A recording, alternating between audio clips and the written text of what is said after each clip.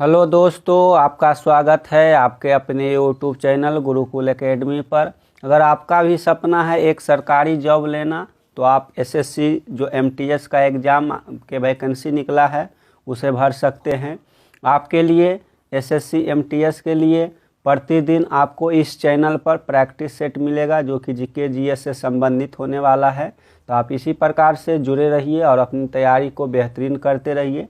तो चलिए शुरू करते हैं आज के पहले क्वेश्चन से। आज का पहला क्वेश्चन है, इसमें पूछा गया है कि भारतीय संगीतकार ने अकादमी जीता है। किस भारतीय संगीतकार ने अकादमी जीता है? तो ऑप्शन है A R Rahman, R D Burman, Sonu Nigam, Anu Malik. तो क्वेश्चन नंबर 1 का सही उत्तर ऑप्शन ए हो जाएगा। ऑप्शन 1 भारतीय संगीतकार ए आर रहमान ने अकादमी जीता है, तो सही उत्तर हो जाएगा ऑप्शन 1। अगला क्वेश्चन, क्वेश्चन नंबर 2, इसमें पूछा कि निम्नलिखित में से कौन सा चुनाव आयोग का महत्वपूर्ण कर्तव्य नहीं है? निम्नलिखित में से कौन सा चुनाव आयोग का महत्वपूर्ण कर्तव्य नहीं है? तो ऑप्शन है स्थानीय चुनाव ना कराना, प्रत्यक्ष चुनाव, चुनाव का संचालन और नियंत्रण, चुनाव का निरीक्षण। तो क्वेश्चन नंबर 2 का सही उत्तर ऑप्शन 1 हो जाएगा। स्थानीय चुनाव का जो कार्य है वह राज्य चुनाव आयोग द्वारा करवाया जाता है, बल्कि चुनाव आयोग द्वारा नहीं करवाया जाता है। तो सही उत्तर हो जाएगा ऑप्शन 1। अगला क्वेश्चन, क्वेश्चन नंबर 3, इसमें पूछा गया कि निम्न में से कौन सा डिजिटल लेन देन नहीं है? निम्न में से कौन सा डिजिटल लेन देन नहीं है? तो ऑप्शन है क्रेडिट कार्ड लेन देन, नकद लेन देन, पेटीएम, एटीएम लेन देन। तो इसका सही उत्तर हो जाएगा ऑप्शन 2, जो नगद लेन देन है यह डिजिटल लेन देन नहीं है। तो सही उत्तर ऑप्शन 2 हो जाएगा। अगला क्वेश्चन है, इसमें पूछा गया कि ब्रह्म समाज की स्थापना किसकी सबसे बड़ी उपलब्धि थी? ब्रह्म समाज की स्थापना किसकी सबसे बड़ी उपलब्धि थी? तो ऑप्शन है राजा राम मोहन राय, अरविंद घोष, स्वामी विवेकानंद, भीमराव अंबेडकर। तो सही उत्तर हो जाएगा ऑप्शन ए, जो ब्रह्म समाज की स्थापना है वह राजा राम मोहन राय के द्वारा करवाया गया था। तो सही उत्तर ऑप्शन 1 हो जाएगा। अगला क्वेश्चन, इसमें पूछा गया है कि चुनाव आयोग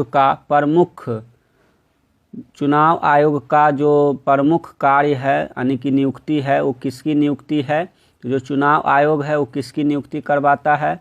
तो ऑप्शन है केंद्र सरकार, भारत के राष्ट्रपति, राज्य सरकार, भारत के मुख्य न्यायाधीश। तो जो चुनाव आयोग है, चुनाव आयोग के जो सदस्य हैं वह राष्ट्रपति के द्वारा नियुक्त करवाए जाते हैं। तो सही उत्तर ऑप्शन 2 हो जाएगा। चुनाव आयोग का प्रमुख भारत के राष्ट्रपति द्वारा नियुक्त किया जाता है।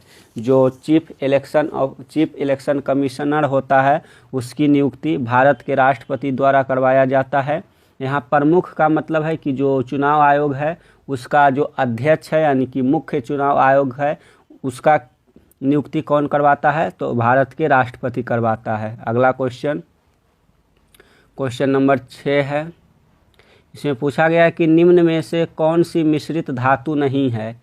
निम्न में से कौन सी मिश्रित धातु नहीं है? तो ऑप्शन है टांका, चांदी, कांसा, पीतल। तो मिश्रित धातु कौन नहीं है? तो सही उत्तर हो जाएगा ऑप्शन 2, जो चांदी है वह मिश्रित धातु नहीं है बल्कि एक तत्व है।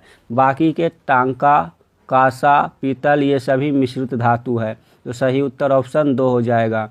अगला क्वेश्चन, क्वेश्चन नंबर 7, इसमें पूछा गया है कि किसका उद्देश्य ग्रामीण क्षेत्रों में स्वरोजगार के अवसर पैदा करना है? निम्नलिखित में से किस कार्यक्रम का उद्देश्य ग्रामीण क्षेत्रों में स्वरोजगार के अवसर पैदा करना है? तो ऑप्शन है प्रधानमंत्री उज्ज्वला योजना, गरीबी विरोधी कार्यक्रम, प्रधानमंत्री ग्रामोदय योजना, ग्रामीण रोजगार सृजन योजना। तो इसका सही उत्तर हो जाएगा ऑप्शन 4, जो ग्रामीण रोजगार सृजन कार्यक्रम है इसके द्वारा ग्रामीण क्षेत्रों में स्वरोजगार के अवसर पैदा करना इस कार्यक्रम का मुख्य उद्देश्य है। तो सही उत्तर ऑप्शन 4 हो जाएगा। अगला क्वेश्चन नंबर 8, इसमें पूछा गया है कि भारत का लौह पुरुष किसको कहा जाता है। भारत का लौह पुरुष किसको कहा जाता है। तो ऑप्शन है बाल गंगाधर तिलक, जवाहरलाल नेहरू, वल्लभ भाई पटेल, मोहनदास करमचंद गांधी। तो सही उत्तर हो जाएगा ऑप्शन 3, वल्लभ भाई पटेल को भारत का लौह पुरुष कहा जाता है। तो सही उत्तर 3 हो जाएगा। अगला क्वेश्चन है, जिसमें पूछा गया है कि सौर मंडल की खोज किसने की। सौर मंडल की खोज निम्नलिखित में से किसने की। तो ऑप्शन है कोपरनिकस, न्यूटन, वास्को दा गामा, मर्फी। तो सौर मंडल की खोज करने वाला जो वैज्ञानिक था वह कोपरनिकस था। तो सही उत्तर ऑप्शन 1 हो जाएगा। अगला क्वेश्चन, इसमें पूछा है कि दुनिया का सबसे ऊंचा युद्ध क्षेत्र कौन सा है। दुनिया का सबसे ऊंचा युद्ध क्षेत्र कौन सा है। तो ऑप्शन है नुब्रा ग्लेशियर, हरी पर्वत glacier, Gangotri glacier, Siachen glacier. तो जो दुनिया का सबसे ऊंचा युद्ध क्षेत्र है वह सियाचिन ग्लेशियर है, जो कि भारत के अंदर आता है। तो सही उत्तर ऑप्शन 4 हो जाएगा। अगला क्वेश्चन नंबर 11, इसमें पूछा गया है कि लोकतंत्र में सत्तारूढ़ दल किसके प्रति उत्तरदायी होता है। लोकतंत्र में सत्तारूढ़ जो पार्टी होता है वह किसके प्रति उत्तरदायी होता है। तो ऑप्शन है इसके नेताओं के, लोगों के, न्यायपालिका के या फिर विपक्ष के। तो सत्तारूढ़ दल के जो प्रतिनिधि होते हैं वह लोगों के प्रति यानी कि जनता के प्रति उत्तरदायी होते हैं। तो सही उत्तर ऑप्शन 2 हो जाएगा। यानी कि लोकतंत्र में जो सत्तारूढ़ पार्टी होता है वह लोगों द्वारा यानी कि जनता द्वारा चुनकर भेजा जाता है, जो कि जनता की प्रति उत्तरदायी होता है। तो सही उत्तर 2 हो जाएगा। अगला क्वेश्चन, इसमें पूछा गया है कि कौन सा मूत्र प्रणाली का हिस्सा नहीं है। कौन सा मूत्र प्रणाली का हिस्सा नहीं है। तो ऑप्शन है मूत्रमार्ग, ब्रोंकाई, मूत्रवाहिनी, मूत्राशय। तो यहाँ आपको पता चल रहा होगा कि कौन सा मूत्रमार्ग का हिस्सा है।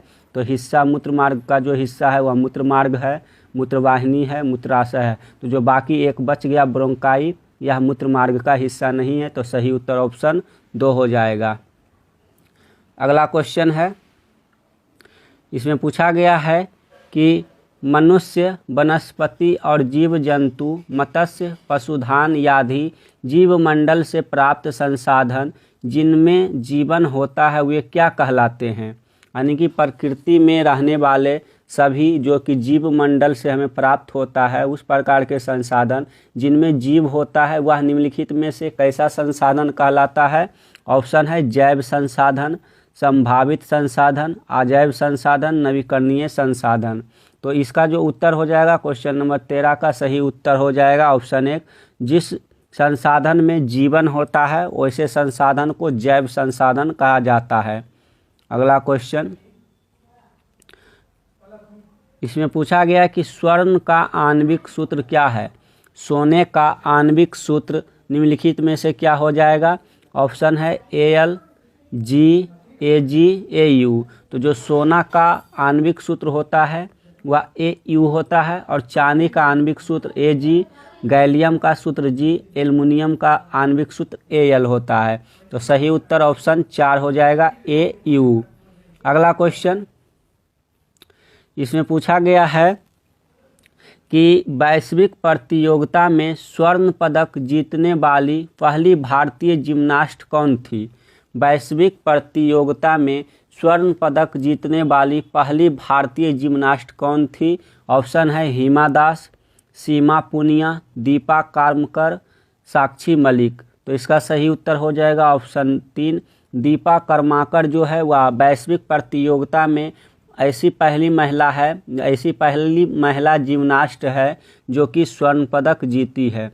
तो सही उत्तर ऑप्शन 3 हो जाएगा। जो खेल कूद से संबंधित प्रश्न है, पहला और मतलब कि पहला पुरुष पहला महिला इस प्रकार के क्वेश्चन सभी एग्ज़ाम में पूछा जाता है, खास करके जो एसएससी से संबंधित एग्ज़ाम है उसमें इस प्रकार का क्वेश्चन ज़्यादा आता है। तो आप ऐसे क्वेश्चन पर थोड़ा ध्यान दीजिएगा। अगला क्वेश्चन है, इसमें पूछा गया है कि पौधों में जल परिवहन का कार्य करता है। तो निम्नलिखित में से कौन सा ऑप्शन है जो पौधों में जल परिवहन का कार्य करता है? तो ऑप्शन है सिराएं, फ्लोएम, जाइलम, क्लोरोप्लास्ट। तो इसका सही उत्तर ऑप्शन 3 हो जाएगा। जो जाइलम है वह पौधों में जल परिवहन का कार्य करता है, यानी कि जो फ्लोएम उत्तक हो जाइलम उत्तक होता है, वह जो पौधे होते हैं पौधों के जड़ के द्वारा जितने भी जल हो गया, खनिज पदार्थ हो गया, उसका अवशोषण करके प्रत्येक पत्तियों तक पहुंचाया जाता है ताकि पत्तियां क्लोरोप्लास्ट की सहायता से भोजन तैयार कर सके। और जो फ्लोएम होता है, तब जब पत्तियों के द्वारा खाद्य पदार्थ का निर्माण कर दिया जाता है तो फ्लोएम जो उस खाद्य पदार्थ को पौधे के हर एक अंगों तक खाद्य पदार्थ को पहुंचाता है। तो आपको याद रखना है, जा से जाइलम, फा से फ्लोएम, यानी कि जाइलम उत्तक जो है वह जल परिवहन करेगा और फ्लोएम उत्तक यानी कि खाद्य पदार्थों का परिवहन करेगा। अगला क्वेश्चन, इसमें पूछा गया है कि उस प्रक्रिया को क्या कहा जाता है जिसके द्वारा आनुवांशिक रूप से समान व्यक्ति उत्पादित किए जा सकते हैं। उस प्रक्रिया को क्या कहा जाता है जिसके द्वारा आनुवांशिक रूप से समान व्यक्ति उत्पादित किए जा सकते हैं? तो ऑप्शन है प्रकाश संश्लेषण, क्लोनिंग, स्कैनिंग, प्रजनन। तो अगर कोई व्यक्ति है उसके समान ही दूसरा व्यक्ति अगर बनाया जा रहा है तो उसे क्लोनिंग कहते हैं, यानी कि एक व्यक्ति के जीवित व्यक्ति के कोशिका से कुछ कोशिका निकाल कर उसी प्रकार के सेम चेहरा, सेम मतलब कि लक्षण वाले व्यक्ति यानी कि सेम लक्षण वाले जीवों का जब उत्पन्न किया जाता है तो उसे क्लोनिंग कहते हैं। जैसे कि कुछ जो एक भेड़ थी उसको भी क्लोनिंग के द्वारा बनाया गया था, कुछ चूहों को क्लोनिंग के द्वारा बनाया गया है। इसे बायोटेक्नोलॉजी के तहत आता है जो कि क्लोनिंग कहलाता है। अगला क्वेश्चन, इसमें पूछा गया है कि शंकर अंतर्राष्ट्रीय गुड़िया संग्रहालय में स्थित है। शंकर अंतर्राष्ट्रीय गुड़िया संग्रहालय निम्नलिखित में से किस शहर में स्थित है? तो ऑप्शन हो जाएगा नई दिल्ली, मुंबई, पुणे, कोलकाता। तो इसका सही उत्तर ऑप्शन 1 हो जाएगा। जो शंकर अंतर्राष्ट्रीय गुड़िया संग्रहालय है यह नई दिल्ली में स्थित है। अगला क्वेश्चन, इसमें पूछा गया है कि 1948 ओलंपिक्स में पहला स्वर्ण पदक जीतने वाली भारतीय राष्ट्रीय फील्ड हॉकी टीम का कप्तान कौन था? 1948 ओलंपिक में पहला स्वर्ण जीतने वाला भारतीय राष्ट्रीय फील्ड हॉकी टीम का कप्तान कौन था? तो ऑप्शन है सरदार सिंह, मनप्रीत सिंह, किशनलाल, आकाशदीप सिंह। तो इसका सही उत्तर हो जाएगा ऑप्शन 3। जो किशनलाल थे ये पहले ऐसे कप्तान थे जो 1948 के ओलंपिक्स में स्वर्ण पदक जीते थे, जो कि हॉकी टीम के कप्तान थे। तो सही उत्तर ऑप्शन 3 हो जाएगा। अगला क्वेश्चन, इसमें पूछा गया है कि खाली स्थान भारत के मशहूर शहनाई वादक है। तो निम्नलिखित में से भारत के मशहूर शहनाई वादक कौन है? तो ऑप्शन है बिस्मिल्लाह खान। इसमें पूछा गया है कि फसलों की बुआई खाली स्थान में की जाती है। जो रबी फसल है, रबी फसलों की बुआई खाली स्थान में की जाती है, यानी किस महीने से किस महीने तक रबी फसलों की बुआई की जाती है? तो ऑप्शन है मई से जून, जनवरी से फरवरी, अक्टूबर से नवंबर, अप्रैल से मई। तो किस महीने तक रबी फसलों की बुआई की जाती है? तो इसका सही उत्तर हो जाएगा ऑप्शन 3, अक्टूबर से नवंबर के बीच रबी फसलों की बुआई की जाती है। अगला क्वेश्चन, इसमें पूछा गया कि हिमालय की सबसे बाहरी श्रृंखला कौन सी है? हिमालय की सबसे बाहरी श्रृंखला कौन सी है? तो ऑप्शन है कैलाश, हिमाद्री, पीर पंजाल, शिवालिक। तो हिमालय पर्वत की सबसे बाहरी श्रृंखला है उसे शिवालिक कहा जाता है, जिसे बाह्य हिमालय भी बोला जाता है। तो सही उत्तर ऑप्शन 4 हो जाएगा। अगला क्वेश्चन, इसमें पूछा गया है कि पुस्तक द पैराडॉक्सिकल प्राइम मिनिस्टर किसके द्वारा लिखी गई है। पुस्तक द पैराडॉक्सिकल प्राइम मिनिस्टर किसके द्वारा लिखी गई है। Option Ashok Gehlot, Jyotiraditya Scindia, Shashi Tharoor, doctor Manmohan Singh. तो इसका सही उत्तर हो जाएगा ऑप्शन 3, शशि थरूर के द्वारा यह पुस्तक लिखा गया है, द पैराडॉक्सिकल प्राइम मिनिस्टर। तो आपको याद रखना है, बुक से संबंधित जो प्रश्न है वह आपको स्टैटिक जीके के प्लेलिस्ट में वीडियो डाल दिया गया है। अगर आपको देखने का मन करता हो तो आप उसे देख सकते हैं।